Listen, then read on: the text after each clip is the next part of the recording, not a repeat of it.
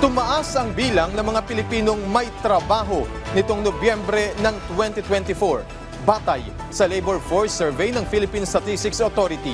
Ayon sa NEDA, patunay yan na matatag ang labor market ng Pilipinas.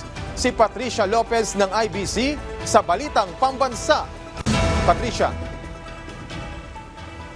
Alan, halos 50 milyong Pilipino ang may trabaho sa bansa nitong nagdaang November 2024. Batay sa Labor Force Survey ng Philippine Statistics Authority ngayong araw, tumaas sa 96.8% ang employment rate sa Pilipinas, mas mataas ng 0.7% kumpara noong October 2024.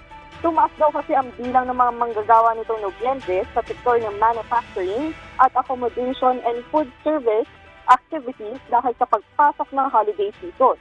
Mayroon din namang pagtaas sa bilang ng mga manggagawa sa human health and social work activities. Kung ang pangunahing sektor naman daw ang susuriin nitong November 2024, ang services sector pa rin ang nananatiling bumubuo sa pinakamalaking bahagi ng labor force na may 62.1%, na sinundan naman ng agriculture sector na may 20% share at ang industry sector na may 17.9% share. Bumaba rin naman ang antas ng walang mga trabaho o unemployment rate sa bansa sa 3.2% habang nasa 10.8% naman ang pagbaba ng underemployment rate. Dahil sa magandang ulat ng PSA para naman kay NEDA Secretary Arsenio Balisacan na nanatiling matatag ang labor force sa bansa, kung kaya ang susunod na hakbang ng pamahalaan ay ang pagsisiguro ng mas maraming business at employment opportunities sa Pilipinas.